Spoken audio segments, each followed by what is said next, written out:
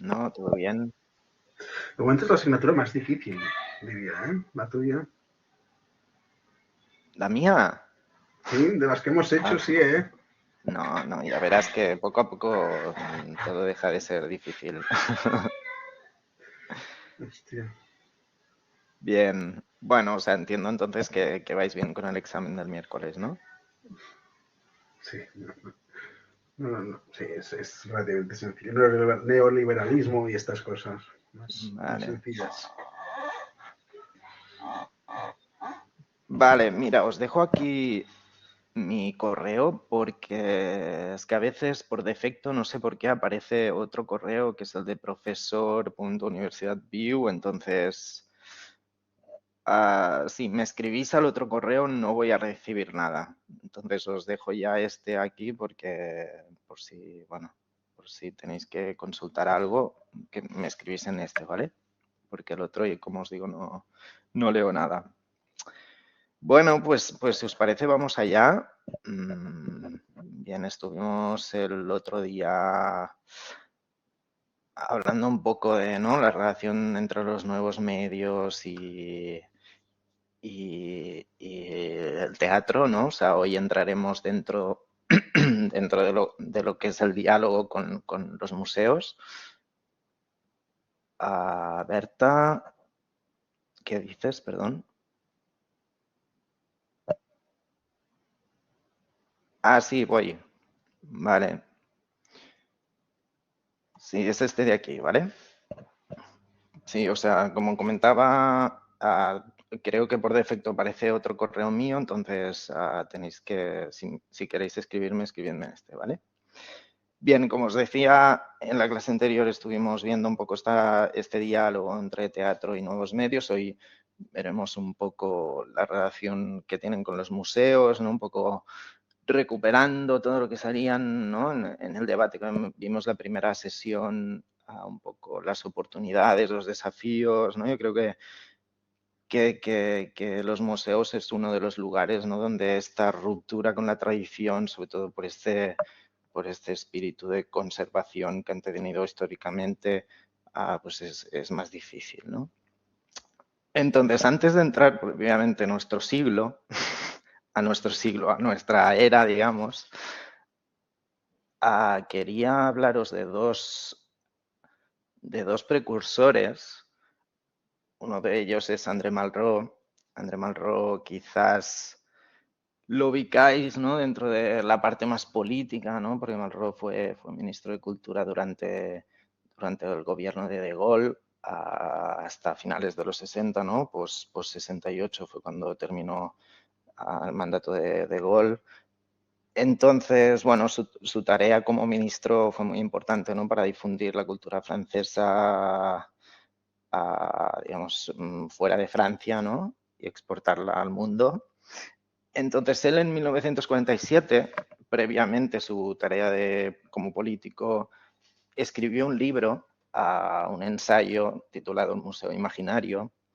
Y en este ensayo, que podríamos decir que es visionario, hablaba de la idea de un museo sin paredes, ¿no?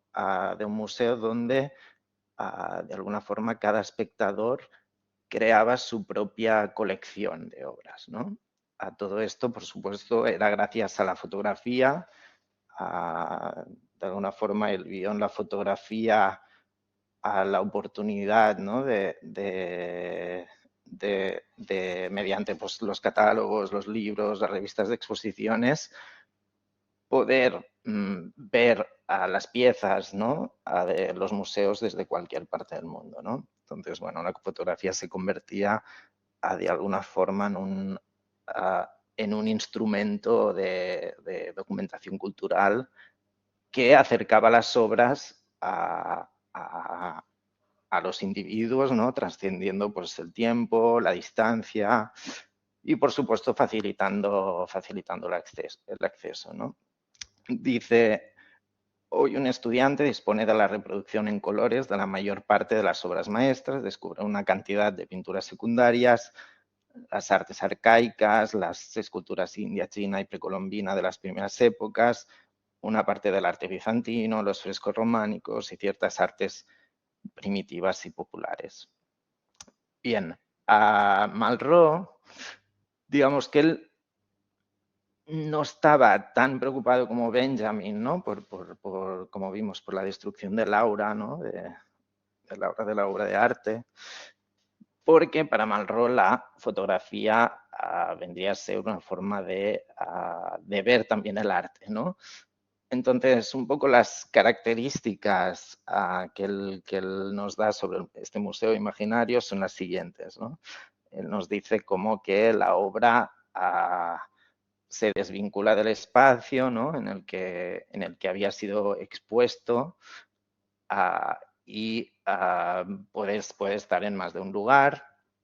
Nos habla, ¿no?, del nacimiento de nuevos dispositivos, como vendría a ser el libro de arte. Y lo más interesante es esta característica, ¿no? O sea, él dice que con la fotografía empezamos de alguna forma a ficcionar, ¿no? Porque con la fotografía lo que se modifica, ¿no? O sea, se modifica en la obra todo lo que tiene que ver con el tamaño, con la escala. Si pensamos, por ejemplo, ¿no? O sea, creo que a todos nos ha pasado, si hemos visitado el Louvre, que nos imaginamos la Mona Lisa con unas dimensiones que después no tiene, ¿no?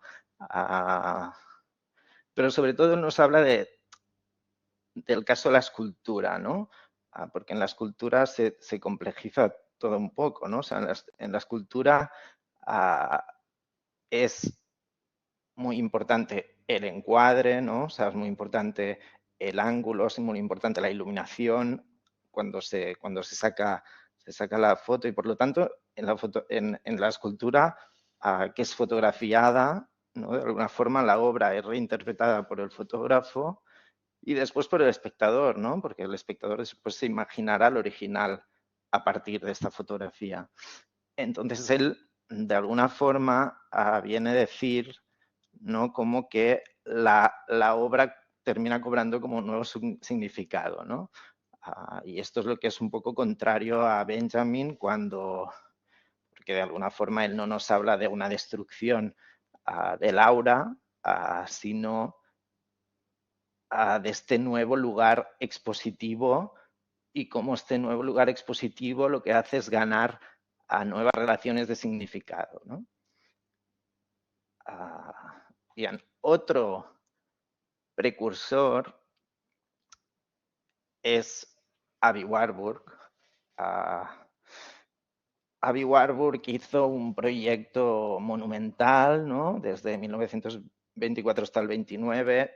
Fue una obra inacabada y creo que tiene todo el sentido que fuera inacabada. Ahora veremos por qué. Warburg hizo el Atlas Mnemosyne. Mnemosyne remite a la diosa de la memoria según la mitología griega. Warburg, para los que no lo ubicáis, bueno, básicamente fue un historiador del arte pionero en una forma, ¿no?, de interpretar la iconografía vinculada no solo al análisis de obras, sino a un contexto que va más allá del artístico, ¿no? O sea, que está vinculado a la historia de los países, al pensamiento. Entonces jugaba mucho con todo lo que tiene que ver con lo interdisciplinar y, por supuesto, fue un gran precursor de la iconología, que vendría a ser como a esta disciplina que instauraría ya más a Erwin Panofsky. Entonces, en el Atlas Mnemosyne, él recopiló 2000 imágenes que estaban articuladas en 60 tablas. No tenéis que imaginaros un libro, ¿vale? O sea, es más bien como un proyecto visual. Entonces recopiló estas 2000 imágenes, las colocó en 60 tablas. Estaban estas tablas compuestas por fotografías de obras de arte, pero también por fragmentos de prensa, ¿no? O sea, cada grupo de imágenes fue de alguna forma diseñado mediante analogías de todo tipo y aquí es donde tiene la gracia su proyecto, ¿no? O sea, lo que él hacía,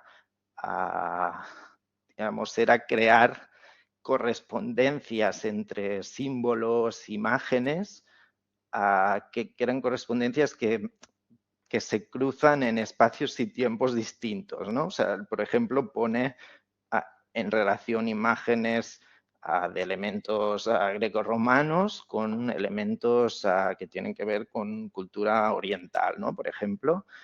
Entonces juega siempre con relaciones que están fuera de tiempo, relaciones que tienen que ver con anacronismos, desde un modo, o sea, intenta aproximarse al análisis de las imágenes siempre creando relaciones y creando relaciones inesperadas de alguna forma, ¿no? Entonces, bueno, hay algo de pensamiento muy rizomático dentro de la metodología que tenía, ¿no? O sea, de alguna forma él estaba muy preocupado por la transmisión iconográfica de las imágenes, ¿no? Entonces, estaba preocupado por esta idea de cómo leemos las imágenes mediante esquemas ya preestablecidos. Y es aquí donde os digo que tenía algo que ver con lo rizomático, ¿no? O sea, vimos esta idea de que el pensamiento más cartesiano tiene que ver con este árbol, ¿no? Pues en su caso, lo que buscaba era crear relaciones que iban más allá de la causa-consecuencia. Y por lo tanto, sobre todo, era interesante a nivel de tiempo, ¿no? De cómo rompía con la idea de tiempo cronológico en las relaciones entre imágenes. Entonces, lo que hizo, o sea, él reivindicaba que el Atlas no tenía que ver con el catálogo, sino que tenía que ver con una especie de red que estaba como abierta a relaciones cruzadas, ¿no? Y una red abierta en un sentido también de que se iba creando, ¿no? O sea, que como que no había fin, un poco como esta idea de la interfaz, ¿no? Que estamos viendo, esta idea de que, o sea, en este sentido, por eso decía que tiene todo el sentido del mundo que fuera un proyecto no acabado, ¿no? Porque es un proyecto que quizás no se podía acabar.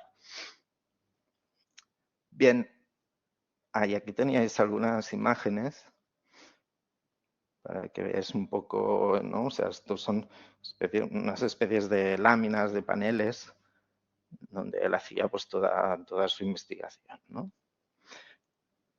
Entonces, Georgi Uberman, os pongo el nombre por aquí por si veremos, de hecho, de Didi Uberman en alguna sesión.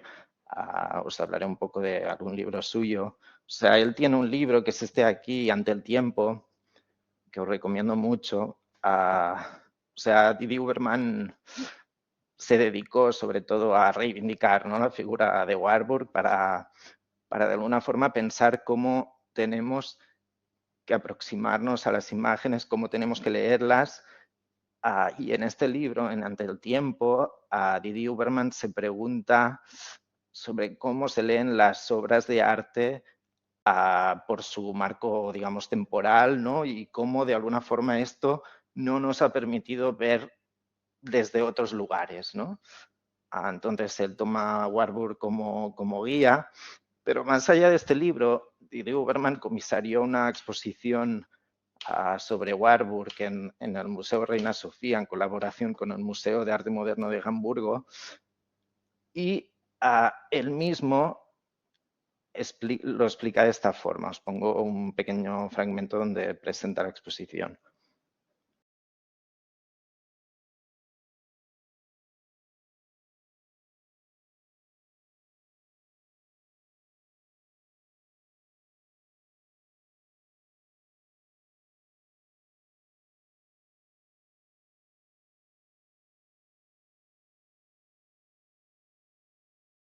This exhibition is about the fate of visual form of knowledge, which is called the Atlas. It is based on the work of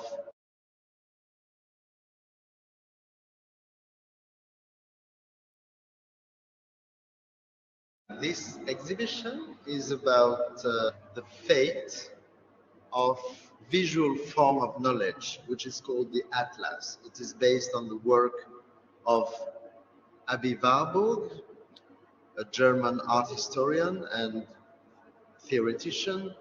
He is the great moment, the great turn for understanding what are images.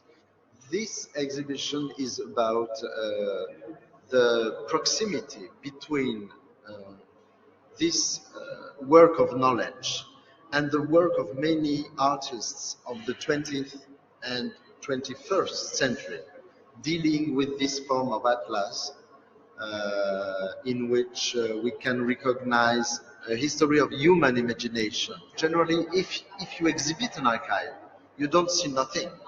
The real use of an archive is to work with weeks after weeks, month after months, years after years. It's long.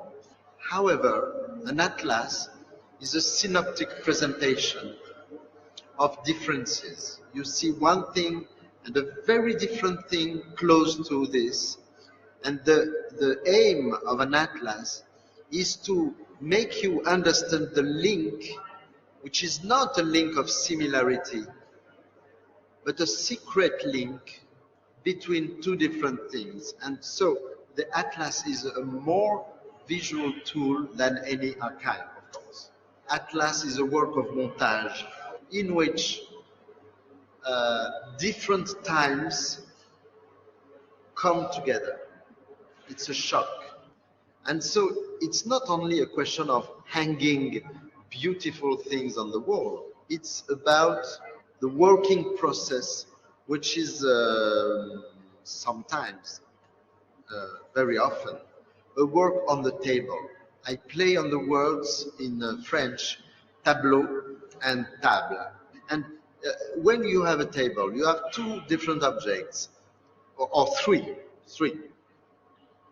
If you put 1, 2, 3 or 1, 3, 2, it has a different significance. So, of course, this exhibition is about how to use the montage up to give significance, new significance to the images. Any interesting image does not belong to only one time.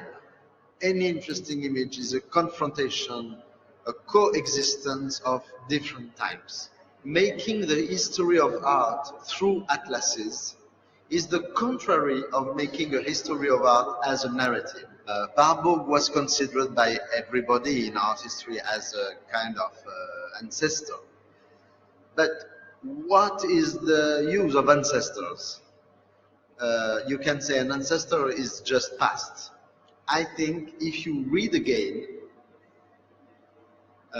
you find new ways to understand our own contemporaneity.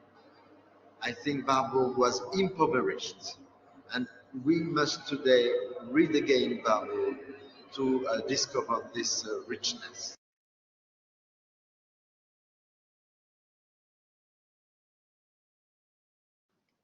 Bien, ¿se entiende la propuesta? Sí, tenéis. ¿Sí? Genial. Sí, no bueno, yo pienso que es muy interesante, ¿no? O sea, de lo que ha dicho, ¿no? O sea, todo lo que tiene que ver con buscar nexos no en lo similar, sino en lo secreto, ¿no? Dice, y lo secreto tiene que ver con la imaginación, con algo que inspira, ¿no? Las demás facultades.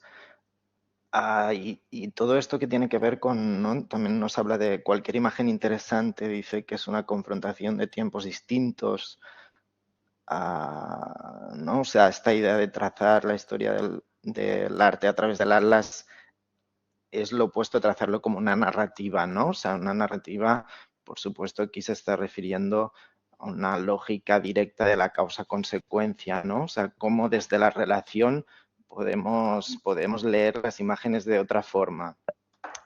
¿Conocéis el efecto Kuleshov? O sea, así como un pequeño paréntesis, porque yo creo que esto lo ilustra O sea, el efecto Kuleshov ilustra muy bien esto. ¿Os suena? No. ¿No? Ok. Vale, o sea, os enseño así rápidamente lo que es. O sea, fue... o sea, el autor de nombre Kuleshov, de apellido Kuleshov, era uno de los cineastas del... ay, espera, es que lo estoy buscando por aquí.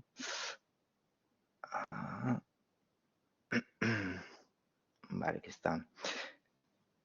Era uno de los cineastas del montaje soviético junto a Eisenstein, a Bertov, a toda esta gente. Entonces, Kuleshov pensó sobre todo lo que es la relación, o sea, cómo poner una imagen al lado de otra puede hacer que cambie el significado de una o de ambas imágenes, o sea, de la lectura final, ¿no? O sea, esta idea de A, B nos da C, o sea, como si sustituyo B por otra imagen, cómo leo A de una forma distinta, ¿no? Ahora mismo es muy abstracto, lo vais a ver muy claro con el ejemplo. ¿Qué es esto de aquí? Vale, o sea, vemos un plato de sopa y un señor. Una niña muerta y el mismo señor.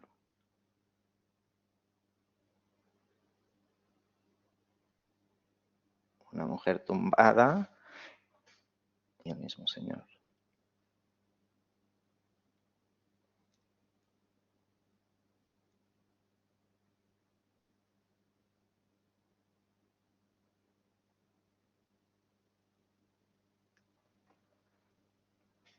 Quizás ahora está pasando muy rápido, pero básicamente, o sea, si lo miráis vosotros con detenimiento, veréis como la expresión de este señor no cambia en absoluto en las tres imágenes, pero con el plato de sopa podemos sentir el hambre de este señor, con la niña muerta podemos sentir el duelo o el dolor, y con la mujer el deseo, ¿no? O sea, un poco lo que nos venía a decir el efecto Kuleshov era esto, ¿no? O sea, era que poner en relación dos imágenes hacía que cambiara el significado, ¿no? O sea, como esta idea de la que nos habla Warburg, ¿no? De que, y Didi Huberman en esta exposición de Warburg, sobre que el significado se extrae de la relación, ¿no? Bien, sí, me decís si hay algo que no entendéis de lo que digo. Vale, un poco si pensamos, o sea, si Malraux y Warburg hubieran conocido Internet, os imagináis un poco qué pensarían, ¿no? O sea, está claro que verían un potencial relacional, ¿no? que nos ofrece Internet, también pues toda esta parte de un lugar donde se preservan imágenes, un lugar a partir del cual accedemos a imágenes de forma muy fácil, ¿no? O sea, Internet claramente tiene algo de lectura contemporánea de este museo imaginario que se imaginaba Malraux, y tiene también como toda esta parte de montaje, de relación de imágenes, ¿no? en tiempos muy dispares, ¿no? De hecho, a veces es un poco el problema con el que nos encontramos, ¿no? Esta dificultad de saber leer las cosas porque están todas un poco fuera de contexto, ¿no? Entonces,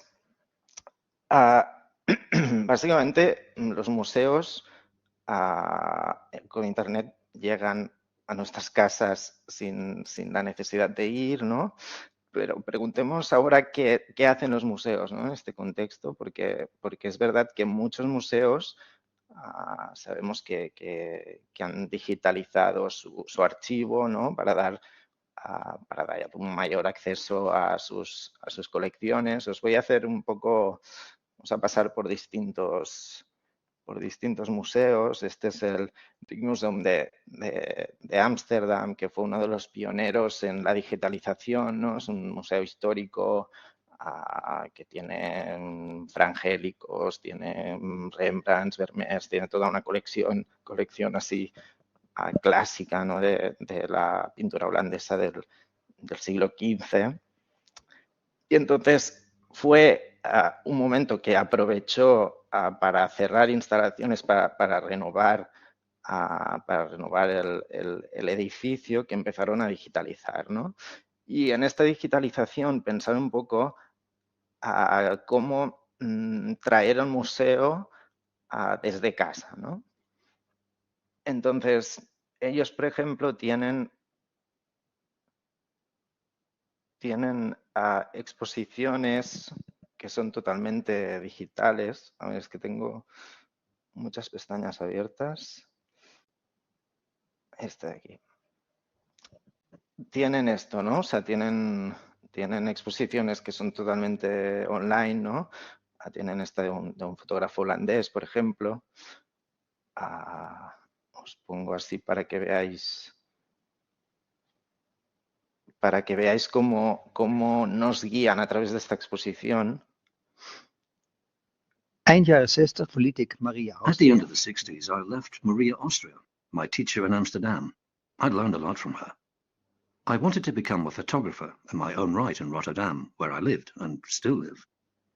I went into the city with a small camera and a bag on the back of my bike, and I started cycling through the city taking photos.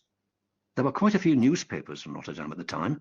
The Rotterdam Parool, the Tide, the Wasbode, the Nieuwe Rotterdamse Courant, Het Algemeen Dagblad, etc., etc.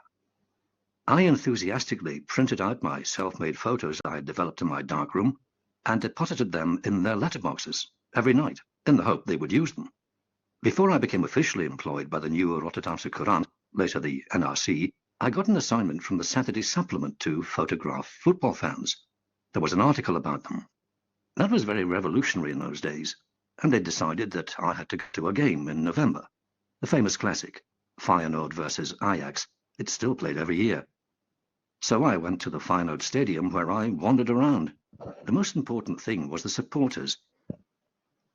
Bien, un poco para que es interesante cómo se plantea la trayectoria, ¿no? En esta exposición, porque parece como que no quiere conducir la mirada del espectador, pero a la vez, o sea, es algo imposible, ¿no? Es como lo que decíamos antes de cómo el fotógrafo reinterpreta la escultura cuando la fotografía, el espectador imagina la fotografía, la escultura a través de la fotografía, ¿no? O sea, hay un trabajo siempre de interpretación, ¿no? Entonces, sí es verdad que se está buscando aquí como un recorrido natural, un recorrido como el que haríamos como visitantes del museo, pero siempre habrá, ¿no? Algún tipo de conducción. Nos pongo algunos museos que han sido pioneros en todo lo que tiene que ver con toda esta parte de digitalización, con toda esta parte de experiencia virtual dentro del museo, ¿no? Aquí tenemos el Louvre, que digamos la interacción virtual en el Louvre se despliega pues, a partir de este mapa, ¿no? El mapa del mismo museo. Entonces tú puedes como entrar en la zona, ¿no? O sea, entras en la zona, te sitúa dentro de la sala, entonces puedes visualizar las distintas obras de ahí. Seguramente habéis ya hecho experiencias de estas. Luego entras en la obra, puedes ver más al detalle la obra, ampliarla. Muchos de estos museos también las puedes descargar a alta calidad. Entonces, bueno, encontramos toda una serie de datos que yo creo que es de las cosas más interesantes, ¿no? O sea, dentro de la obra aparece como un índice que va más allá de los materiales, ¿no? Digamos que lo que es interesante es cómo, sobre todo como investigador, como que el usuario de alguna forma aquí puede relacionarse con otras obras sin seguir la lógica del espacio, ¿no? Sin seguir la lógica que seguiríamos como visitantes del museo y haciendo un recorrido tradicional, ¿no? Y esto de alguna forma nos sitúa, ¿no? En algo que es próximo al Atlas este de Warburg, ¿no? Porque creamos relaciones distintas entre las obras. Esto será más claro todavía en el Prado, ¿no? O sea, el Prado realmente ha hecho muy buen trabajo en este sentido. Digamos que si os fijáis a través de la web, se puede visitar a toda la colección, digamos, toda la colección entera. También, de hecho, obras que no están en las salas. Y después tenemos ejemplos como, a ver, os voy a...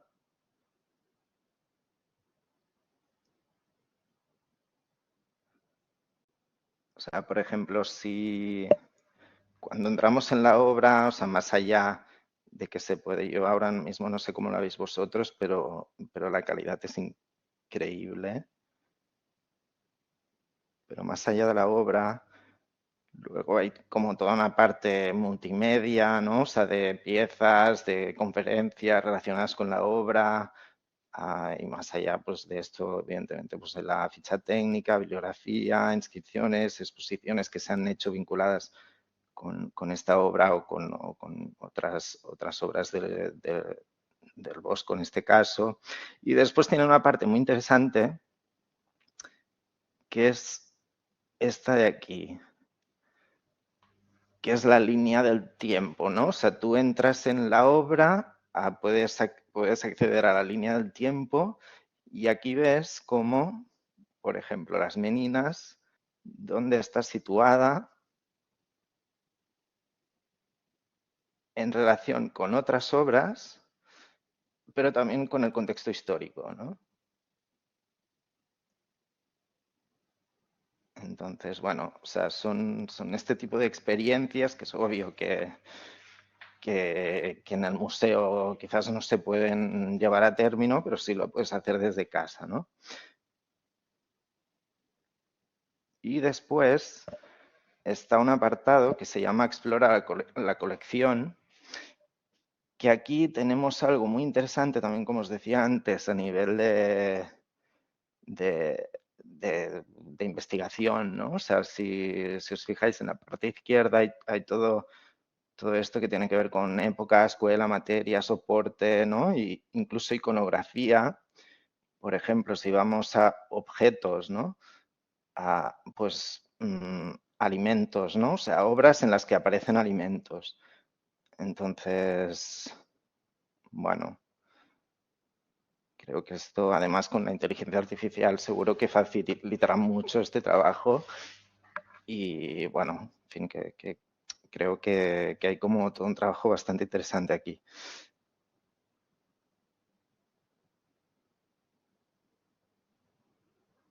Bien. Entonces, bueno, tienen como toda una explicación de cuál ha sido el proceso. Os invito a que lo busquéis. O sea, he hecho aquí como unos apuntes que es un poco lo que cuentan ellos, ¿no? Básicamente nos vienen a decir que no han querido hacer solo una página web, sino esta idea de poner a disposición de todo el mundo pues, su acervo, ¿no? su archivo, de una forma pues, que sea intuitiva, que sea interesante, y haciendo evidentemente pues, el museo más abierto, más accesible. Entonces ahí, como hemos visto toda esta red relacional del acervo con otros archivos también, ¿no? A través de este grafo de conocimiento, que básicamente el grafo de conocimiento pues esta red de relaciones que pueden comprender tanto los humanos como las máquinas, donde se vinculan pues obras y autores con otros archivos del museo y con otras obras y otros autores, ¿no? Entonces, se aprovechan las tareas de conservación y documentación, que esto es interesante, ¿no? O sea, utilizar la base de conocimiento del patrimonio propiamente de la institución a mejorar sus propios procesos de documentación, edición, comunicación y publicación, no solo reutilizarlos. Y finalmente, pues todo lo que tiene que ver con conexión de obras con acontecimientos históricos y otras disciplinas, ¿no? Es lo que vemos en la línea del tiempo, que está creada con datos de Wikipedia y Wikidata. Bien, otros museos, tenemos el National Gallery de Londres, podéis consultarlo, o sea, os dejo por aquí si queréis el link, porque si no, no terminaríamos nunca.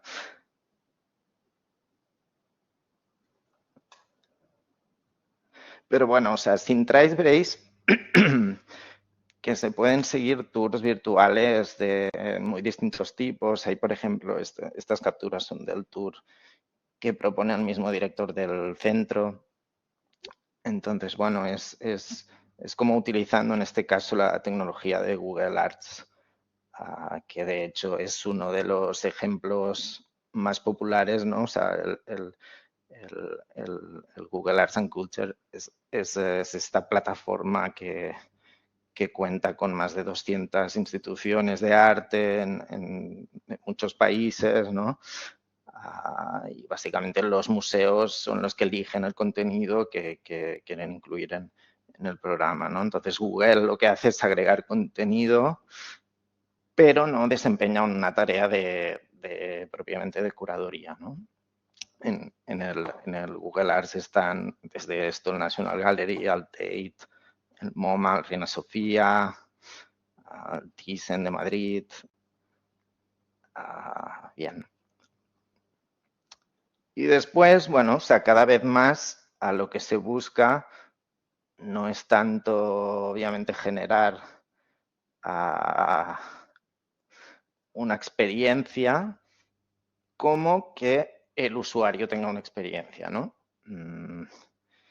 Y por eso os pongo este ejemplo, porque desde hace tiempo la tendencia principal es esto del Bring Your Own Device, que es básicamente esta idea de que traigas tu propio dispositivo, ¿no? Entonces, cada uno con su móvil puede vivir algún tipo de experiencia. En este caso, o sea, lo que hace el Museo de Brooklyn, o sea, ellos han desarrollado Ask, que es una aplicación para de alguna forma enriquecer la experiencia de los visitantes al museo con chats, con información,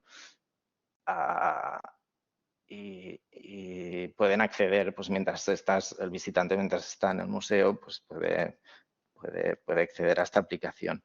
Entonces, básicamente funciona bastante a través de mensajes, como veis aquí, donde se lanzan preguntas al usuario sobre la obra que está viendo y también al revés, ¿no? O sea, el museo cuenta con expertos que responden a los usuarios. Entonces, bueno, es un tipo de experiencia distinta que obviamente no tendríamos sin estas tecnologías, ¿no? Todos estos museos ponen online colecciones que existen, pero después también existen colecciones que no existen físicamente, ¿no? Y en este sentido destaca, bueno, me interesaba poneros este ejemplo, que es una apuesta que se hizo en el Tate con esta galería del arte perdido, ¿no? ¿Qué significa esto? Esto es un proyecto que se hizo en 2012, que estuvo comisariado por Jennifer Mundy, que es la jefa de colección del Tate, que consistía en contar historias y hechos, ¿no?, en torno a la desaparición de obras, ¿no? Que podían haber desaparecido por destrucción, por pérdida, porque se habían borrado, ¿no? O sea, por miles de motivos. Todo esto eran obras del siglo XX, ¿no? Entonces, esto era una especie de espacio de conservación digital, ¿no? Porque estaba solo en esta web, que era o o sea, era un espacio donde se conservaba arte desaparecido, ¿no? Entonces, lo que veis aquí un poco es a cómo, digamos, aparecían diversos elementos que reconstruían una especie de puesta en escena del crimen de estas obras, ¿no? Entonces, habían como mesas con imágenes de archivo de las obras desaparecidas que estaban acompañados con textos sobre sus historias pasadas. Todo como si fuera una especie de laboratorio de investigación, ¿no?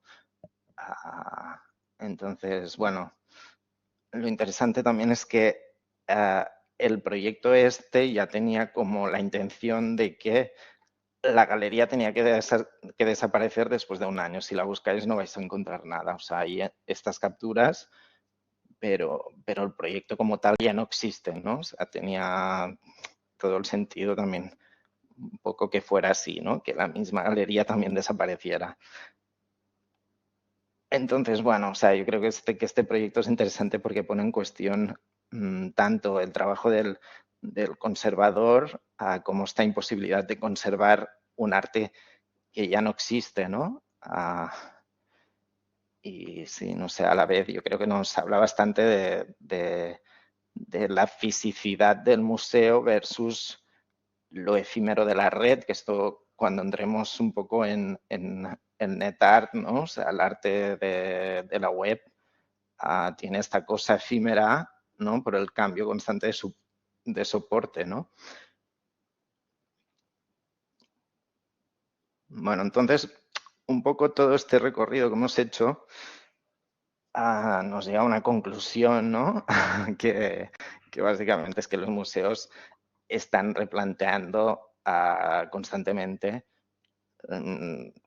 la relación entre sus obras, ¿no? y sus usuarios, de acuerdo con las necesidades de estos usuarios, de las formas actuales que tenemos de consumir el arte, ¿no? de estos gustos también que cambian, ¿no? Entonces, un poco el problema principal que vemos es que los museos tradicionalmente se han visto como templos, ¿no? Templos del conocimiento, templos que protegen a las obras, ¿no? Que preservan por este pasado, pero desde hace un tiempo, de alguna forma, compiten con espacios como el de Internet, ¿no? Entonces, de los museos se espera esto, ¿no? Que adopten el rol de conservación, pero también abrirse a los espacios, ¿no? Lo que se decía en la charla esta que vimos, ¿no? De esta idea de derribar los muros, pero a la vez hay como una tensión a la tradición. Y por otro lado, o sea, si os pongo esta imagen es porque hay esta otra cuestión que también aparecía en esta charla, ¿no? Sobre la experiencia de la obra, ¿no? O sea, ahí se hablaba sobre la experiencia estética, sobre esta idea vinculada a la aura. O sea, un poco la pregunta sería qué experiencia es mejor, ¿no? O sea, no poder ver un cuadro al detalle porque está lleno de gente, como es el caso que hay siempre delante de la Mona Lisa, o poderlo ver detenidamente, ¿no? Que es lo que podemos hacer delante del ordenador con imágenes con esta alta cualidad como hemos visto. Sí, David. Ay, no, ha sido un error. Vale. Entonces, quizás por esto el Louvre, justamente, ya que estamos con esta obra, ellos han creado experiencias como una experiencia que se llama Mona Lisa Beyond the Glass, que es lo que os pongo a continuación.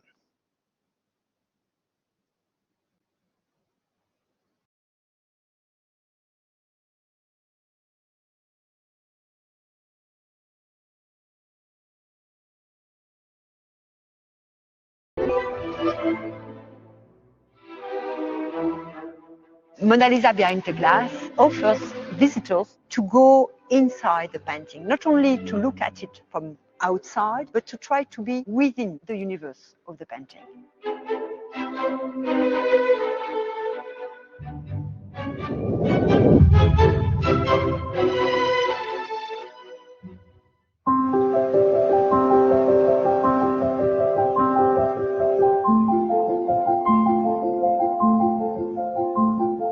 It's something completely new. It's the first time that we are using virtual reality for an experience for the visitors within the Louvre. It is the most visited museum in the world. We are welcoming roughly 10 million of visitors, which is of course a lot.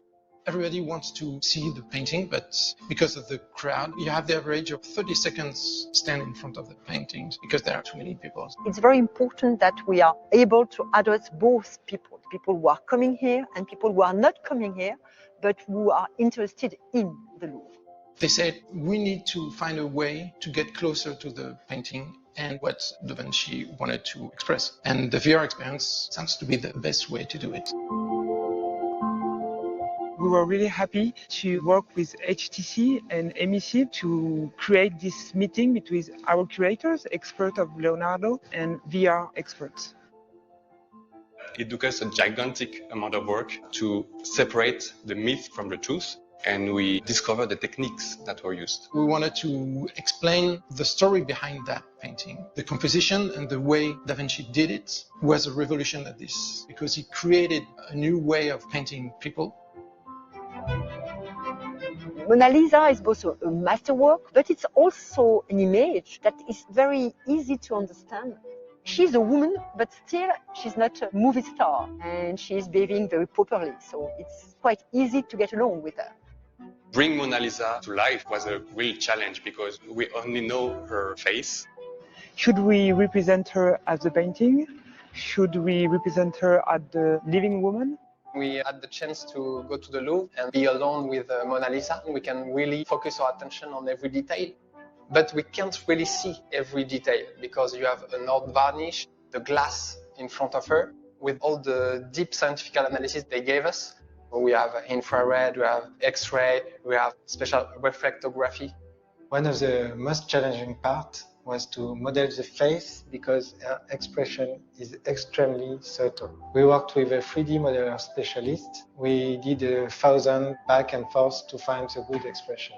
We had to decide exactly how she was dressed. We used all the scientific elements with light, X-ray, and we established a map with the different pieces, clothes, just to ensure it responds accurately when she moves. We started to try to recreate the environment around her. We tried to understand what kind of place she was in. The landscape that Da Vinci did behind Mona Lisa is not a realistic one. It's part of the magic relationship between what the background says. And we had to remove Mona Lisa, recreate the background, try to expand and to guess how it would look like. In the home version, you'll be able to find more information, more content about Mona Lisa and other artworks as well. We have recreated the Grand Gallery. It's the main gallery from the Louvre, and you will see 4 paintings of Leonardo, and you will have some details about the different paintings. I think innovation and digital innovation is great for museums, and we have to use it as a tool to discover again art and masterpieces. Nevertheless, we have to be careful not to use too many screens between the art and our audiences. The overall experience will enable the visitors to open their eye to the Gioconda and to Mona Lisa, and maybe to open their mind also. It's quite difficult to look at the most famous painting of the world. What I am seeing when I'm looking at Mona Lisa, and the VR will help visitors to understand what is behind the curtain.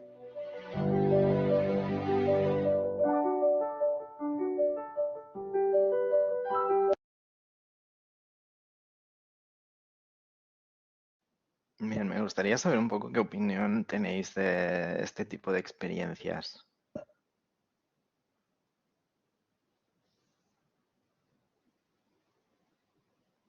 Yo en su momento creo que con el COVID, bueno, hubo una explosión que en cierto modo se pasaron de frenada, ¿no? Porque ahora estamos viendo en cierto modo como la gente pues está rechazando algún tipo de experiencia. Yo lo digo por mi caso particular, yo que sé, por ejemplo, iba mucho bueno, tú lo conoces, lo del Ideal, lo de Sí. Barcelona, ¿no? Hay cada una de las exposiciones que hacían, venga, que si el Dalí, que si, ¿no? El Català Roca, etcétera, etcétera. Y al final llega un punto que han abierto otra de Jules Verne, y digo, qué pereza. Y qué pereza, ponerme las gafas, estar ahí, digo, hostia, prefiero irme a ver, yo qué sé, Santas Creus. Prefiero irme a ver, no sé, Escala de cualquier cosa. Y según cómo las políticas de, al menos aquí en la Generalitat, ahora parece que todo tenga que ser ¿no? Virtualizar, digitalizar. Y a mí particularmente me cansa, ¿eh? No sé si Claro, sí, no, o sea, sobre todo tiene que ver con esta instrumentalización de ciertas obras, ¿no? O sea, que al final para mí hay algo un poco contradictorio. Mira, que os he puesto la cita del comisario de la exposición, o sea, porque dice, la Gioconda está condenada a que no la veamos nunca más como deberíamos verla, es decir, cara a cara es el precio del éxito. Le pasa como a todas las grandes estrellas, en cuanto aparecen todo el mundo quiere verlas, ¿no? Sí, pero me pregunto hasta qué punto experiencias como esta no implican todavía más esto, a convertirla en una estrella, ¿no? Porque dudo mucho que después de esta experiencia virtual la gente no quiera aproximarse igualmente a ver el original, ¿no?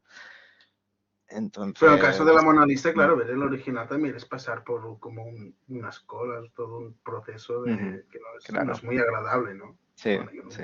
No Sí, puedes por tener eso muchas también. experiencias, pero vas allí y dices, hostia, esto sí que es una experiencia toda la cola, ¿no? Y todo tienes que pasar. Sí. Bueno, o sea, hablaremos de esto que comentas de la realidad virtual, porque también es un tema, ¿no? Antes de entrar ahí, sí me gustaría como pensar un poco todo el tema del aura, si recordamos, ¿no? Esta manifestación lejana, por cercano que pueda estar, ¿no? O sea, que nos decía Benjamin. Claro, ¿qué pasa con el aura en este tipo de visualización a través de Internet, ¿no? Como estas trayectorias que hemos hecho por los museos, donde podemos entrar en las obras, ver perfectamente toda su información, incluso, pues, ¿no? O sea, tener el audioguía. ¿No? O sea, la experiencia está, pero no es la misma experiencia que podríamos tener viendo el original, ¿no? Obviamente. Pero podemos, o sea, ¿tiene sentido seguir hablando de Laura en los términos en los que nos hablaba Benjamin? Entonces, hay un teórico que es Michael Betancourt, que él nos habla de Laura de lo digital, y un poco nos habla de cómo las formas digitales exhiben de alguna forma lo que él denominará el aura de la información, ¿no? O sea, para Betancourt, él comienza diciendo, ¿no? que las obras digitales aspiran a esta aura de la información porque de alguna forma, pues el lugar, la presentación, ¿no? O sea, todo lo que tiene que ver con el contexto, todo esto para el arte digital ya no importa, ¿no? O sea, él nos viene a decir que el arte digital no es físico por definición, ¿no? Y que, por lo tanto, no tenemos que verlo en su relación con lo físico, ¿no? O sea, que esto es lo que de alguna manera defendía Laura en su sentido más de ritual, ¿no? a que se refería Benjamin. Él dice, la aura de la información exige que los espectadores ignoren la forma en cómo la obra se presenta, monitor de proyector, de vídeo, proyector, impresión, al considerar el contexto de la obra, ¿no? O sea, las conclusiones relacionadas a lo que serían interpretaciones de primer orden para obras no digitales, como por ejemplo, de dónde proviene la pintura, cómo está iluminada, cuán vieja es, generalmente se desvanecen cuando se confrontan con una proyección digital. Los materiales no corresponden a los materiales físicos de la presentación de la obra digital, sino a las consideraciones relativas a su contenido simbólico. Dice la obra digital se mantiene igual sin importar los medios que se usen en su presentación. Bueno, o sea, no deja de ser una obviedad, básicamente lo que nos dice Betancourt es que el aura ya no debemos buscarla como una característica de una experiencia con el original, porque la experiencia aurática ya no corresponde quizás a nuestra época o no cuando en nuestra época nos relacionamos de esta forma con las obras, sino que el aura para él emerge a través de la difusión en red, a través de lo que tiene que ver con la información, ¿no? O sea, digamos que él nos viene a decir que lo que da valor a la obra actualmente tiene más que ver con la visibilidad que las redes de información han creado sobre la obra, ¿no? Es decir, la digitalización, ¿no? y todo lo que tiene que ver con la globalización, pues ha cambiado nuestra forma de relacionarnos, obviamente, con las imágenes, con las obras de arte, por lo que una obra adquiere sentido, adquiere su aura en función de su visibilidad y su relevancia dentro de, digamos, un ecosistema digital, más que no por la existencia del objeto como un objeto único, ¿no? Como un objeto exclusivo. Por ejemplo, o sea, por eso os he puesto esta imagen que no sé si identificáis, imagino que sí. Esto es una imagen del grafitero Bansky, que, bueno, grafitero o artista de calle, según como queremos definirlo, que es esta famosa chica con el globo, ¿no? Creo que se llamaba Chica con globo, la pieza. Esta obra se hizo viral cuando se destruyó en una subasta, ¿no? Entonces, de alguna forma, el aura de la información es que el evento fue muy difundido en redes, ¿no? Haciendo de alguna forma aumentar el valor de la nueva obra que se creó después de la destrucción, ¿no? Entonces la obra empezó, sobre todo se popularizó y tuvo este interés por los espectadores o por los, digamos, por los usuarios, este interés por verla después de esta viralización, ¿no? Es un caso muy contemporáneo, pero si nos vamos a Duchamp, o sea, cuando Duchamp presenta el urinario, o sea, es una obra, el urinario, que se rechazó en su momento, ¿no? O sea, el urinario se perdió, pero se conservaban fotografías, ¿no? Entonces se reivindicó después, ¿no? Y su valor ya no provenía de su materialidad, sino de toda una historia que se había creado en estas redes de información, ¿no? Entonces, bueno, o sea, yo creo que en nuestra época estamos un poco más vinculados con esto, ¿no?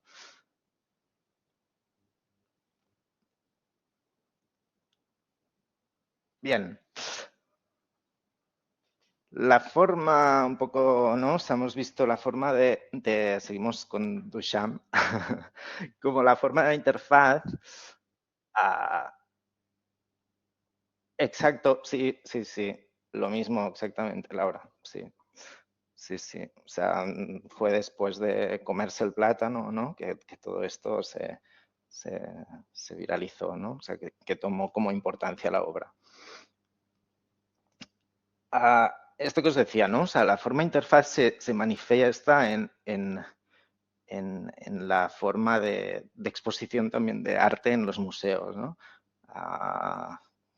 Digamos que los museos, las galerías, todo esto ha dejado de ser espacios simplemente que actúen como receptáculos de obras, ¿no? Han dejado de guiarse también por cronologías, por estilos, por autores, por hacer cosas cerradas, ¿no? Se han buscado como cada vez más nuevas relaciones. Y una de las características que emergen, ¿no? En el contexto de la interfaz en los museos son las instalaciones, ¿no? O sea, las instalaciones vendrían a ser un poco lo que sería el equivalente de este espacio de arquitectura digital, ¿no? Del espacio multimedia del ordenador, ¿no? O sea, en las instalaciones se acostumbran a agrupar distintos medios, a generar distintas formas de percepción, ¿no? O sea, el espectador también puede tomar como roles distintos en según qué instalación. Después cada dispositivo puede funcionar por separado, ¿no? Por lo tanto, podemos leer como las instalaciones como algo que tiene bastante que ver con este modelo, ¿no? De la interfaz que estamos viendo, ¿no? Entonces, el origen de las instalaciones se ubican con Duchamp, con sus ready-mades, pero más especialmente con esta obra, Étendonné, una obra del 66, que fue su última pieza y que estuvo muchos años concibiendo. Creo que murió poco después de esta pieza. Entonces, esta pieza, como veis, combina como distintas formas. O sea, hay una parte de pintura, de escultura, iluminación, ¿no? Encontramos, por lo tanto, distintas manifestaciones artísticas.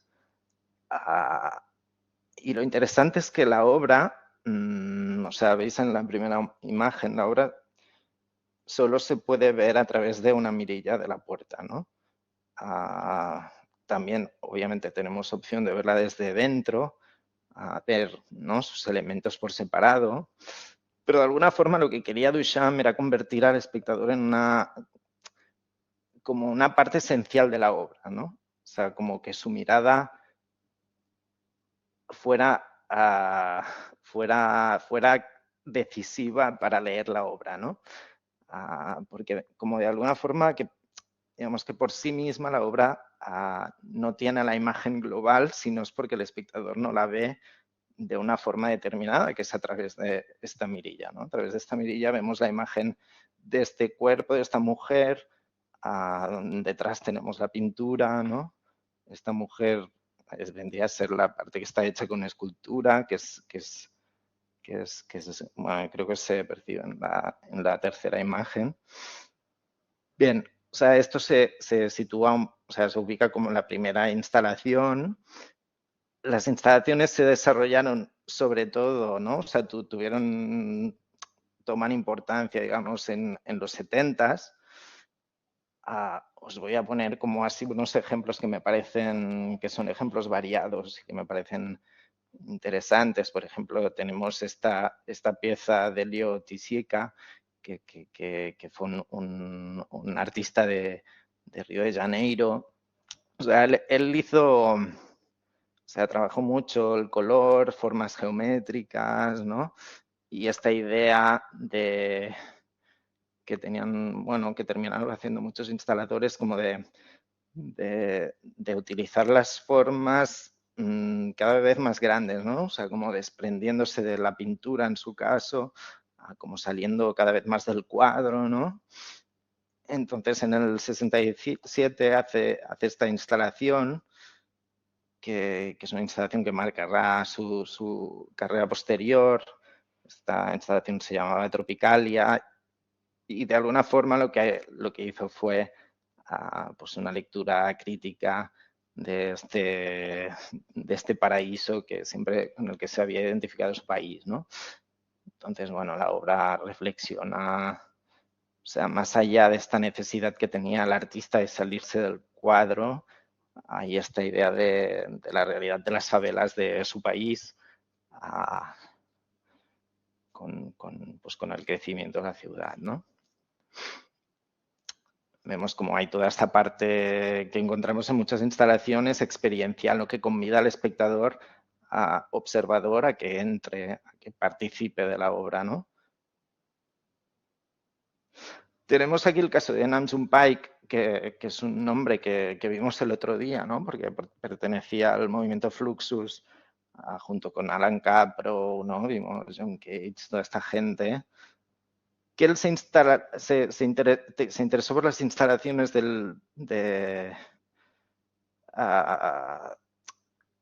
digamos que estaban vinculadas con la idea de la sociedad del espectáculo. De hecho, en esta pieza que veis aquí, utiliza imágenes de coreografías de Merce Cunningham, o sea, que todos aquellos estaban relacionados. Si nos acordamos de Variations, la pieza que vimos el otro día, allí hay también como una especie de crítica a todo lo que tiene que ver con todo este ruido de los medios de comunicación. Entonces, me parece interesante lo que plantea aquí. Con este título podemos imaginar cosas, ¿no? O sea, está como apelando a un escenario, ¿no? O sea, podríamos leer como esta imagen como una especie de platea, ¿no? O sea, platea, escena. Y es interesante porque, ¿no? O sea, es como que construye con las pantallas este escenario donde las pantallas están en todos sitios, ¿no? Entonces hay algo como que se retroalimenta lo que está en escena y lo que son los espectadores, ¿no? Como que no podemos salir de esta especie de sociedad del espectáculo. Decidme si tenéis alguna reflexión, algún comentario, que esto siempre es interesante. Pero bueno, como vimos, el movimiento Fluxus, ¿no? Que habla un poco de esta disolución entre el arte, el entretenimiento, pues creo que está presente, ¿no? En esta obra.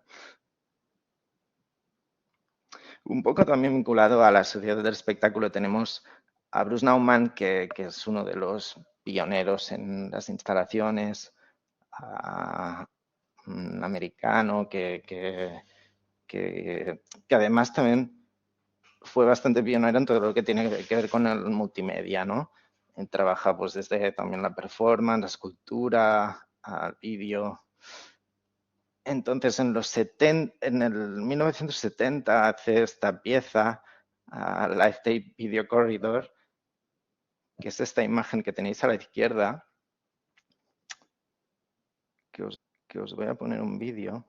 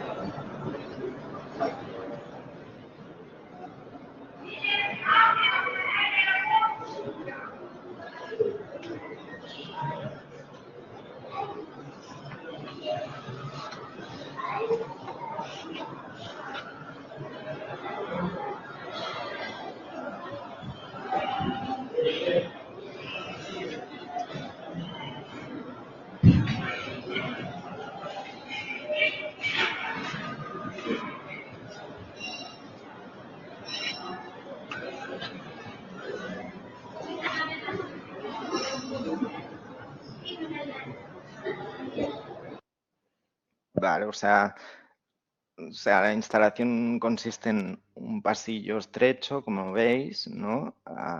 Estos son 10 metros de largo.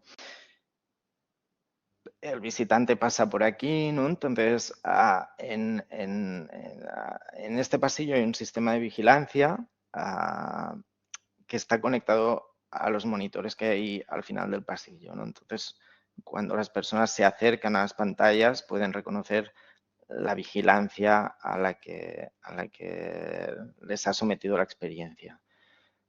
Entonces, bueno, se remite de nuevo como toda esta idea de las pantallas, ¿no? Veíamos el panóptico de Bentham el otro día, ¿no? Toda esta idea de cómo estamos vigilados, ¿no? O sea, cómo vamos a buscar esta, o sea, en este caso, ¿no? La curiosidad para saber lo que es, ahí de repente ves que alguien te está observando, ¿no? Bien, otro caso es este de aquí.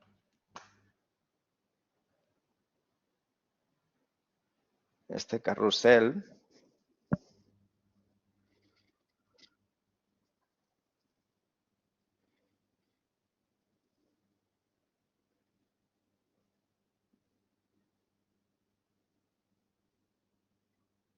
¿A qué os evoca esta imagen, esta instalación?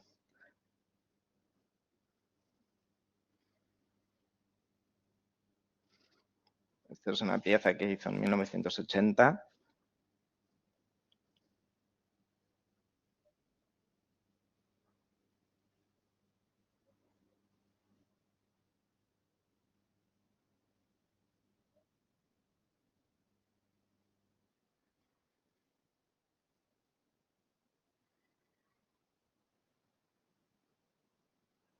¿Qué os evoca?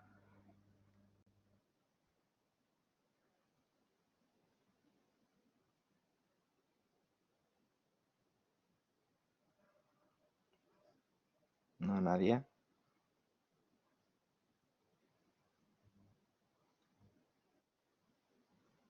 Limitación. Limitación. Vale. Ok. Angustia, muy bien.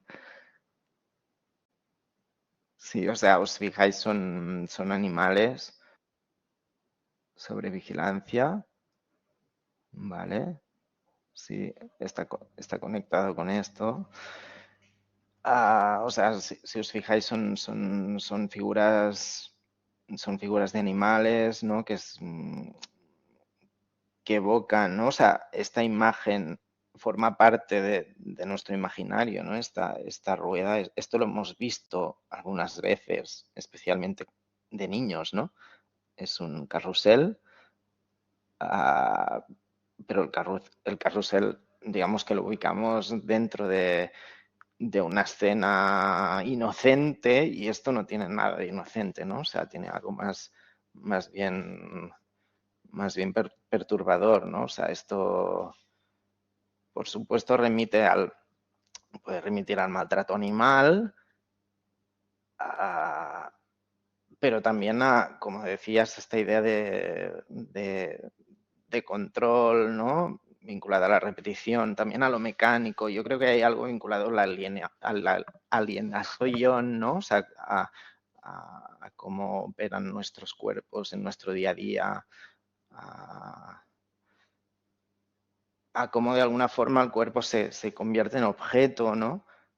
O sea, que más allá de una imagen que a priori puede, de una imagen, de una instalación que a priori puede evocar la idea de, ¿no? O sea, que nos puede remitir a la idea de la violencia animal, nos está hablando de los cuerpos y de nosotros mismos, ¿no?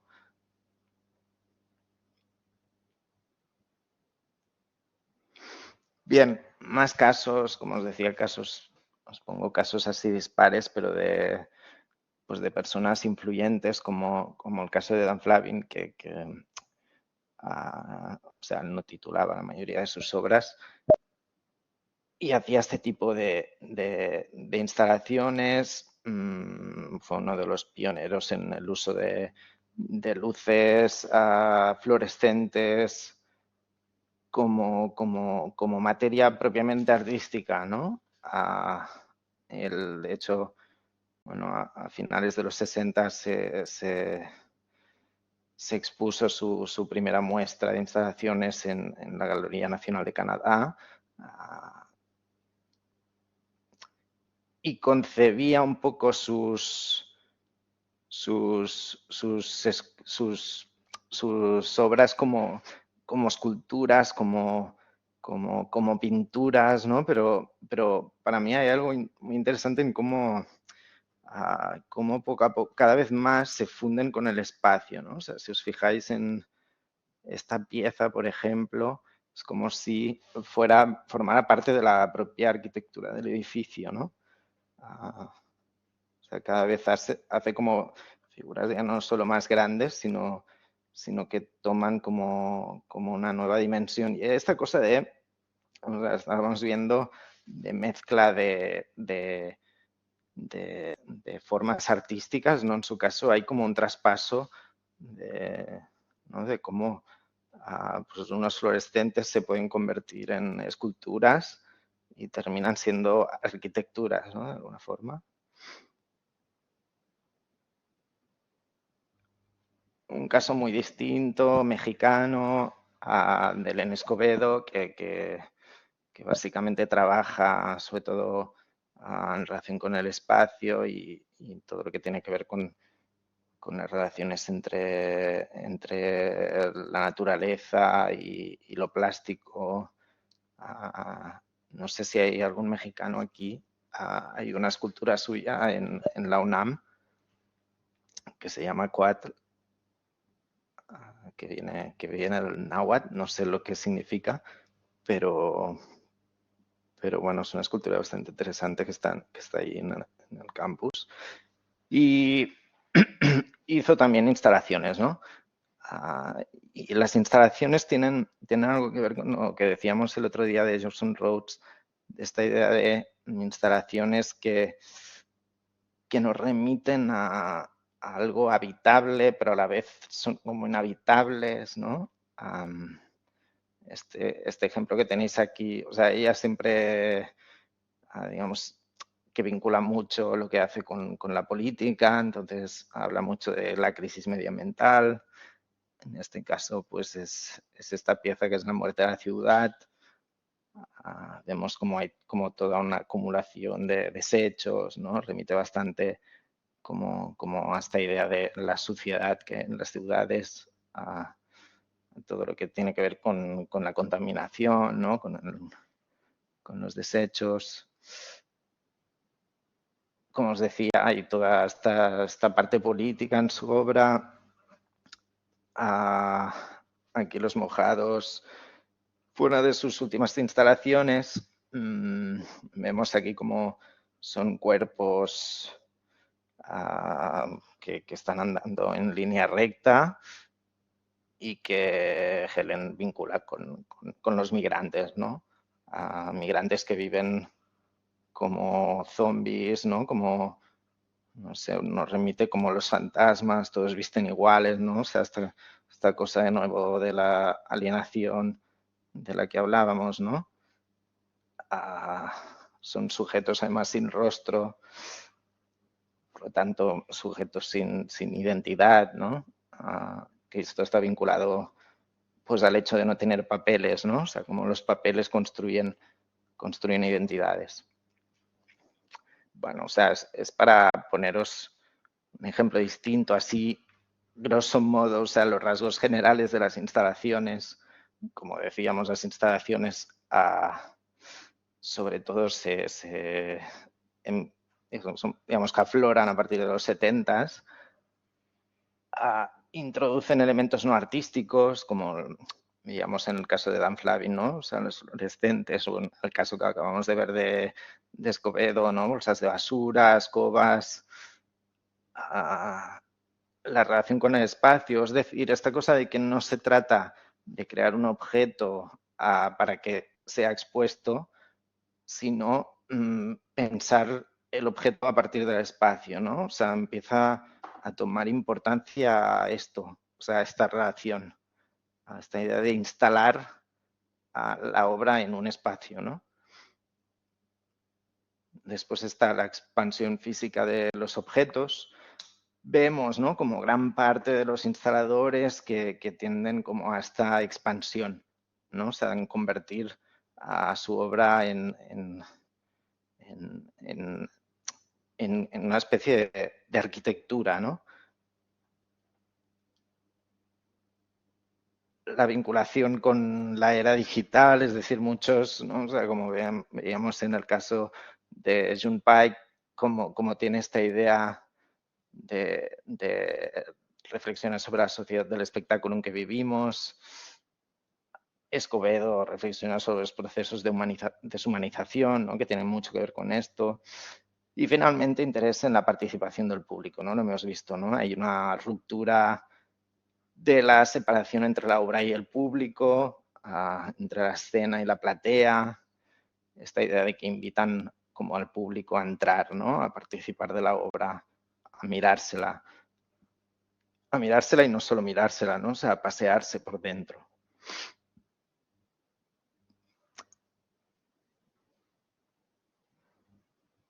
Bien, como sabéis, las instalaciones serán cada vez más interactivas hasta el punto, ¿no? O sea, muchas veces vamos a museos y vemos que están como más dedicados, un poco lo que comentaba David, ¿no? O sea, que están más dedicados al ocio que a la experiencia artística propiamente, ¿no? Y esto está muy vinculado con este espectador supuestamente activo, ¿no? Que ya aparecía en esta charla que vimos el primer día. ¿Qué significa un espectador activo, no? Es un espectador que busca relacionarse con las obras a través de lo táctil, que han fomentado las tecnologías, ¿no? Pero esto significa estar más activo. O sea, que es una pregunta muy difícil de responder, ¿no? Pero está bien que reflexionemos sobre esto. Entonces, las instalaciones interactivas aparecen propiamente en la década de los 80 y uno de sus principales exponentes fue Geoffrey Shaw. En el 89 él hizo una instalación interactiva que se llamaba Ciudad Legible, que es esto que os voy a poner ahora.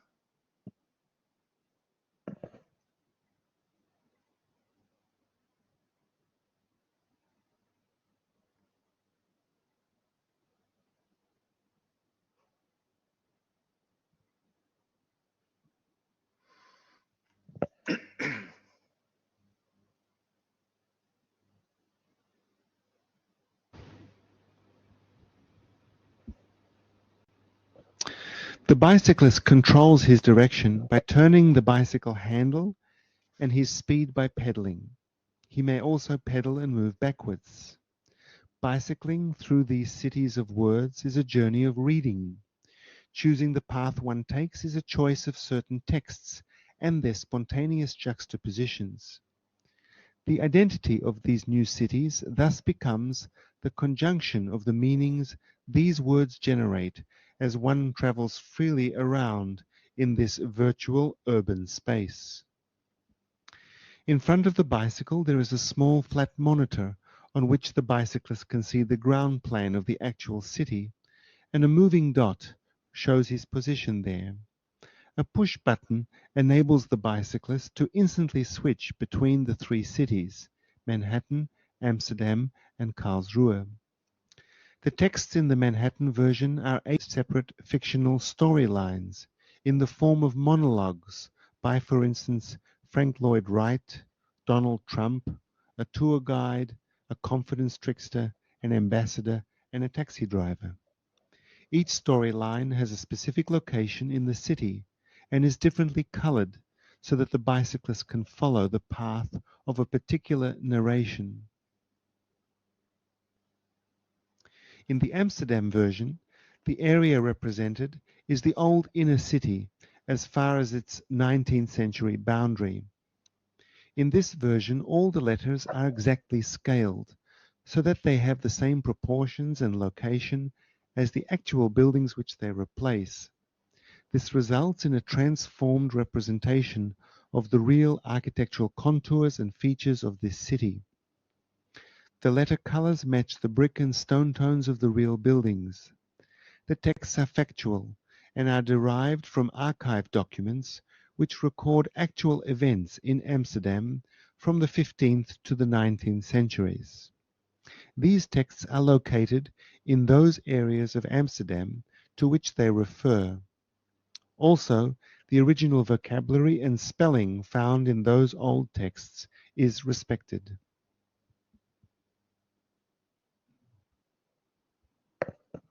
Bien, creo que se entiende más o menos la experiencia. Claro, o sea, hay algo interesante en lo que se plantea en esta instalación, que básicamente, claro, o sea, el visitante vemos que decide por dónde pasa, ¿no? A cómo visita, por lo tanto, las distintas ciudades por las que pasa. Las ciudades están representadas a partir de textos, ¿no? Entonces, claro, hay esto de que como que lo que implica una lectura por parte del visitante es fundamental si quiere comprender, ¿no? por dónde pasa. Entonces es interesante porque se mezcla no solo lo real con lo virtual, se mezcla obviamente la decisión que tiene el hombre con la máquina, se mezcla el juego con la lectura, también el deporte, ¿no? Si lo pensamos, está montado en una bici con el juego, si queremos, ¿no? Entonces, bueno, esto fue una de las primeras instalaciones interactivas que hizo Show.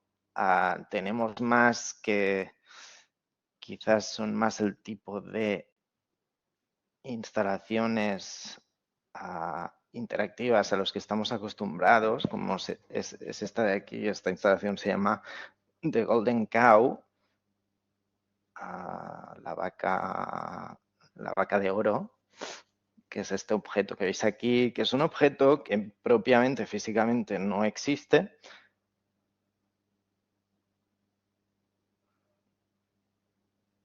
¿Vale? Entonces, como veis, pues el espectador tiene el monitor en las manos, como si fuera pues una tablet.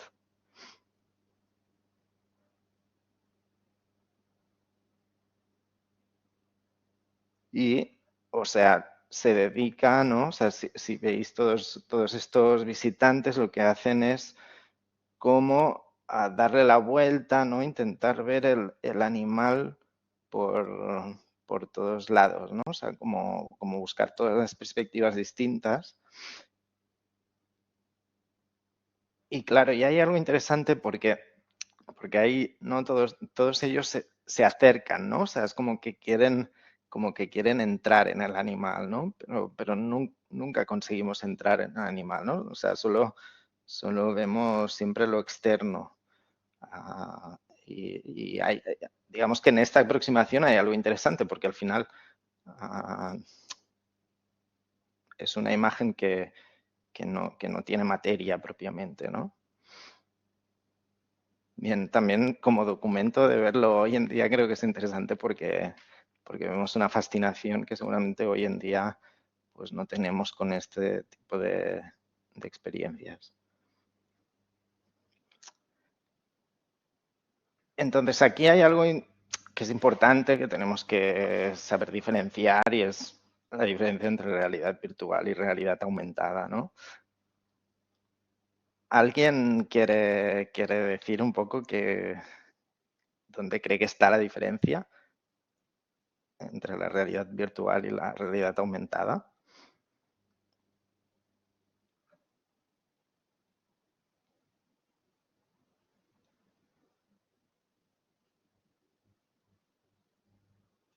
La realidad virtual es que crees como, ¿no? Con unas gafas o con crees un mundo aparte y tú lo ves a través de las gafas. La realidad aumentada es que sobre un espacio real tú estás creando un objeto irreal, ¿no? Sobre de un espacio real, que lo ves con el móvil, básicamente, ¿no? Sería esta, ¿no? Básicamente la cosa. Muy bien. No, Laura, también lo has explicado bien. Sí, exactamente, es eso. Sí, totalmente, ¿no? Claro, o sea, si vamos a la realidad virtual, que bueno, o sea,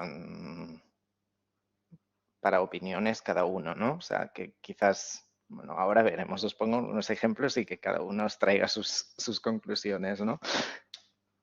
Claro, o sea, lo que hace la realidad virtual, como bien dice David, es bueno, construye un mundo, ¿no? Y por lo tanto aniquila nuestro mundo. Y hay algo de esto que de hecho nos remite a, ¿no? Cuando veíamos los tres modelos, ¿no? Que empezamos por el modelo del teatro griego, la cámara oscura y el modelo de la interfaz. Si recordamos, la cámara oscura, la experiencia cinematográfica, al final ambiciona un poco esto, ¿no? No sé qué es esto, César, perdón. Minecraft. Minecraft, el juego de los cubitos. Ay, vale. No sé si lo escribí mal, qué pena, creo que lo escribí mal. Pero es el juego de los cubitos que estuvo en furor y que generaba esa sensación, ¿no? Como de crear y demás. Vale, pues me lo apunto porque no sé, quizás sí sé lo que es, pero por este nombre, vale. Minecraft. Sí, Minecraft, ok. Pues sí, lo voy a buscar. Sí, entonces, bueno, lo que os decía, ¿no? Que como que la realidad virtual cumple este sueño que había tenido la cámara oscura, ¿no? De, bueno, esta confusión del el momento en el que el ojo se diluye con la máquina, que es un poco la experiencia de hipnosis cinematográfica, que ocurre en la realidad virtual, ¿no? O sea, que de alguna forma es nuestro cuerpo y además nuestro cuerpo es quien guía, ¿no? A quien se guía en este nuevo mundo, ¿no? Entonces es como una fantasía absoluta de lo que mencionaba el modelo de la cámara oscura, ¿no? Según, ¿no? Nos estamos remitiendo las ideas de Catalá. Entonces, sí, hay como, o sea, en la realidad virtual lo que tenemos es una subtracción o sea, nuestro mundo desaparece, ¿no? Entonces, todo esto aparece por primera vez con el sensorama, estas imágenes que tenéis aquí, que es esta cabina de proyección 3D que patentó Morton Heilig. Esto fue en los años 60. Pocos años después, Sutherland crea unas gafas que son estas imágenes, ¿no? O sea, veis unas gafas que están conectadas a un ordenador. Entonces estas gafas ya tenían como toda esta tecnología áptica, ¿no? O sea, vinculada a los sentidos, al tacto, que lo que hacen es, digamos, no corregir la realidad, sino generar una realidad, ¿no? Y convierte pues nuestra cabeza en una especie de como de joystick, ¿no? Entonces, bueno, en la realidad virtual, como os decía, nos convertimos en protagonistas de este nuevo mundo y hay como una especie de pérdida del cuerpo, ¿no? En cierta forma, de nuestro cuerpo. Entonces, en la realidad aumentada, ¿qué ocurre? Estamos en un juego distinto, ¿no? O sea, como decía David, digamos que conviven dos realidades, ¿no? La realidad aumentada lo que hace es como solapar espacios reales, ¿no? O sea, el espacio en el que estamos con el espacio virtual, que es el espacio que se proyecta, ¿no? O sea, no hay una sustitución, no hay una desaparición de nuestro mundo, sino que hay algo más vinculado con la adición, ¿no? O sea, no con la subtracción, ¿no? Por subtracción me refiero que en la realidad virtual desaparece de alguna forma nuestro mundo, ¿no? Entonces la realidad aumentada empieza a explorarse sobre todo en el sector aeroespacial, esto fue a principios de los 90, llega con fuerza en todo lo que está vinculado con la industria del videojuego, seguramente pues, culminará con el Pokémon Go, pues tendrá como 10 años o así, ¿no? Y después, bueno, quizás culmina con todo lo que tiene que ver con las apps, ¿no? Con todo lo que está vinculado con la transformación facial y todo esto. Entonces, a nivel artístico, creo que hay cosas muy interesantes que se están haciendo con realidad virtual, realidad aumentada, perdón. Ithos Tail, que de hecho os haré leer una cosa suya y veremos algo, hizo una obra que se llama Actual Reality, que lo que hacía era incorporar, o sea, esta obra está en el Serpentine Knot Gallery en Londres y básicamente lo que quería era hablar de la desigualdad de las comunidades que viven en el mismo distrito donde está la galería, ¿no? Entonces os pongo un fragmento para que veáis la experiencia.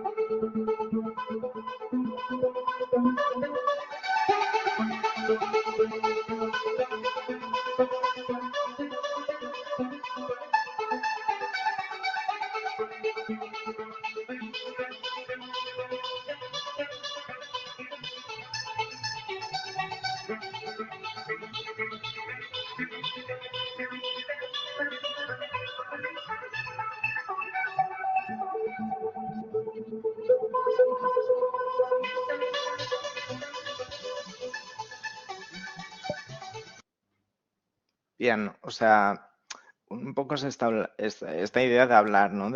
Estamos en una galería y fuera de la galería tú tienes acceso a toda una serie de información en este mismo espacio donde digamos, la app te va diciendo que es, o sea, como os decía, está vinculado todo esto, como veis aquí, con la desigualdad que hay en el barrio, ¿no? Justamente, pues un espacio como es una galería, pues tiene su sentido, ¿no? O sea, tiene toda su parte de denuncia esto. Entonces, otros ejemplos que hablan sobre esto, ¿no? O sea, al final es interesante como la realidad aumentada crea como monumentos en sí, ¿no? O sea, como obras que funcionan como memoriales, ¿no? O sea, esta idea como de recuperar la memoria, como sacarla de los archivos y mostrarla en los lugares, ¿no? donde tuvieron lugar los hechos, ¿no? Que esto, por ejemplo, lo tenemos aquí en esta pieza. Esto es la matanza de Tiananmen en Pekín. Es el lugar donde ocurrió la matanza.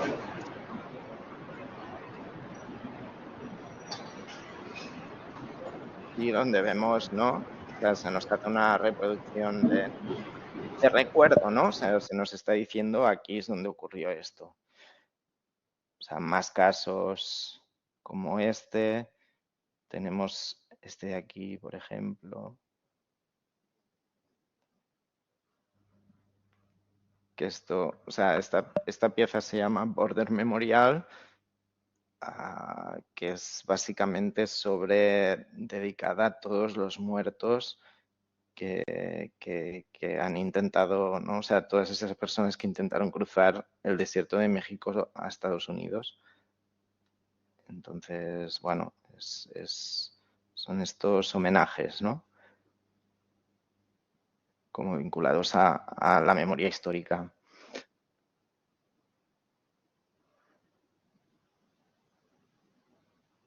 Bien. Después, bueno, se ha utilizado también la realidad aumentada, ¿no? O sea, como veis, estos casos yo creo que tienen algo, bueno, hay como todo un espacio bastante interesante, ¿no?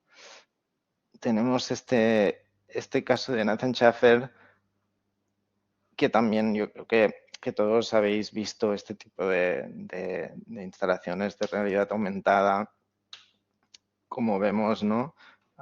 Cómo se recupera información, imágenes que han sido olvidadas, ¿no? Para hablarnos de un sitio que ha cambiado, ¿no? Y esto, pues con todo el tema del activismo ecológico, la lucha contra el cambio climático, pues ha interesado bastante. Sí, César. En Colombia, la Comisión de la Verdad hizo una exposición de las víctimas del conflicto armado y lo hicieron por medio de mapping. Al final, generaban esta sensación, pero lo hicieron en los lugares donde habían falsos positivos, donde habían fosas comunes y demás, haciendo honor pues a las víctimas de todo el conflicto armado en Colombia. Entonces estaba como recordando eso. Dime. Y estaba hecho por realidad, porque has dicho mapping, pero sí, había también esta parte de realidad aumentada. Sí, señor, había esa parte también. De hecho, en el Museo de Memoria Histórica hay un recorrido con lo de las gafas, ¿cómo se llama eso? Bueno, sí, la otra, virtual. Sí, realidad virtual, y el mismo proceso también tiene esa cosmovisión pues de recuperar la memoria y también en el territorio. Hubo un problema con esta situación, es que a los actores armados no les gustó mucho como abrir esa situación de nuevo, ¿no? Entonces, la exposición fue como temporal. Iba un mes a los lugares, la montaban y salían por la misma situación del conflicto armado acá en Colombia, pero es muy funcional para generar memoria y reconciliación de las personas que han sido víctimas de ello. Claro. Ya, sí, aquí sería interesante ver, ¿no? O sea, en el caso que me hablas me parece súper interesante, César, pero pensar un poco qué tipo de tecnología utilizamos para mostrar según qué, ¿no? O sea, si queremos hablar de la realidad de un lugar, si estamos en este lugar, creo que es interesante que veamos este lugar, ¿no? No entrar en un mundo virtual, ¿no? Que es lo que hace la realidad virtual, que suprime el mundo en el que estamos, ¿no? Entonces yo creo que es interesante al menos plantearse qué tipo de elección se toma para representar según qué.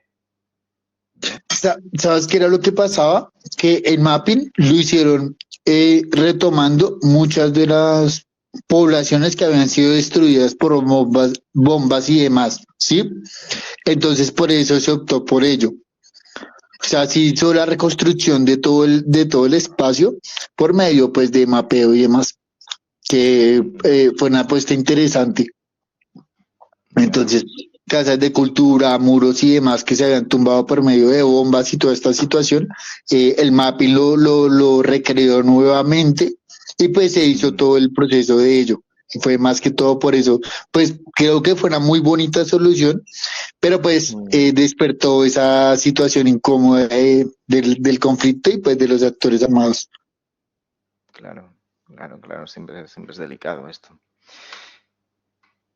Muy bien. Si alguien más quiere compartir como algo que haya visto, que no sé, que ahora pues en la clase quizás hemos pensado un poco de cómo, ¿no? ¿Por qué se utiliza este tipo de herramienta cuando quizás sería mejor utilizar otra?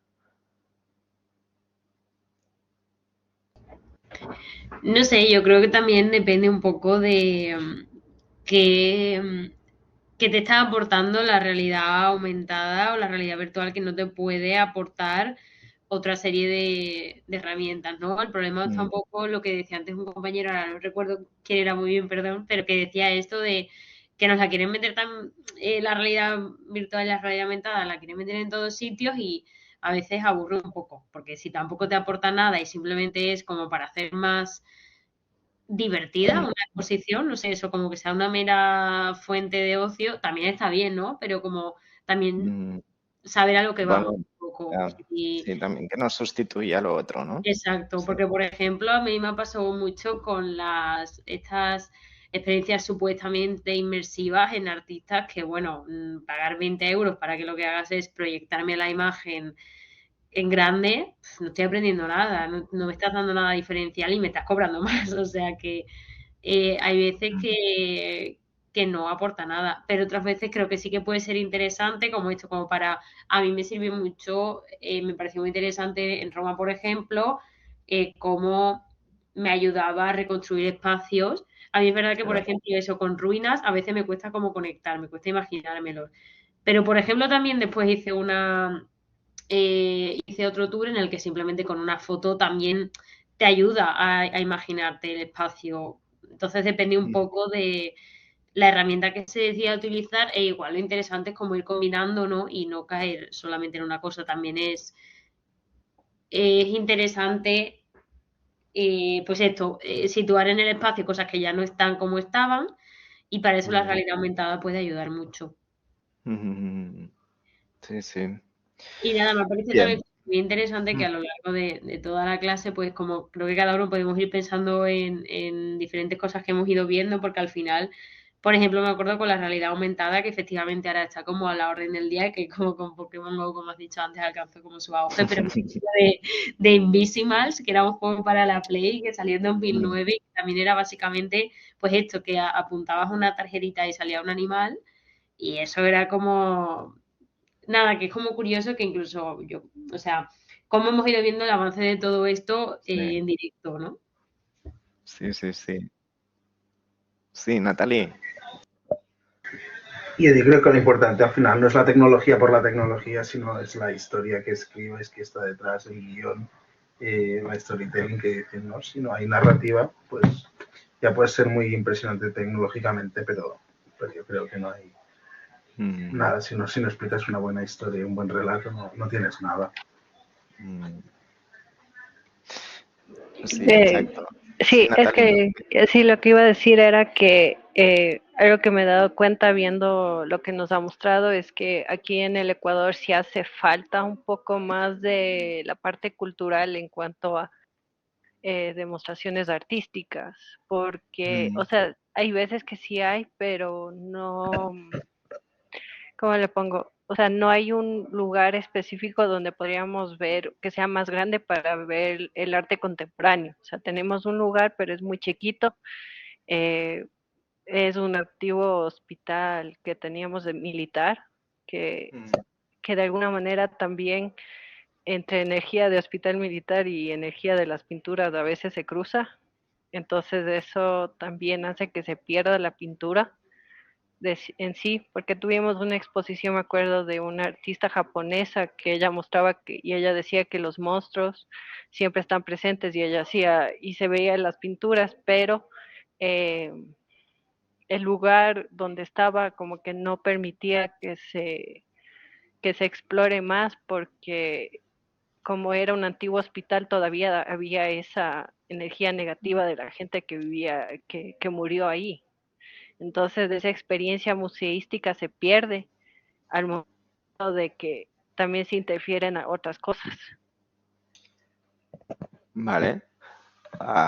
Wow, qué misterioso lo que cuentas. O sea, es un hospital que a la vez sirve como sala de exposiciones, entiendo esto. Sí. Vale. Bueno, pues aquí hay un tema a explorar, ¿no? Por realidad aumentada te puedes imaginar cosas. Vale, sí, pero entiendo lo que dices, que quizás sí os faltan espacios, ¿no? Bien, claro, en estos casos sí creo pues que toda esta parte de visitas virtuales puede funcionar, ¿no?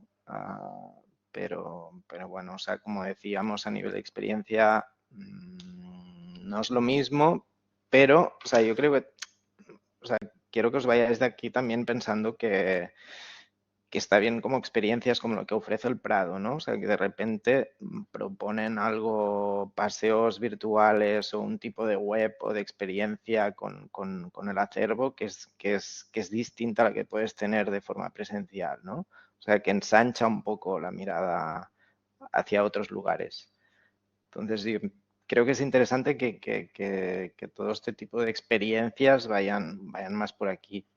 ¿No? O sea, no que sustituyan lo que tenemos y que preservemos lo que tenemos como experiencias genuinas en sí mismas, ¿no? Y que construyamos otro tipo de relatos desde estas nuevas tecnologías, ¿no? Bien, como os dije la semana pasada, mañana tenemos una práctica. Os mandé una lectura, os recuerdo que tenéis que traerla en clase, ¿vale? Mañana. Si no podéis asistir, pues lo podéis hacer en casa, no hay ningún problema. Pero bueno, o sea, siempre es mejor que estéis. Pues lo dejamos aquí. Nos vemos mañana, ¿de acuerdo?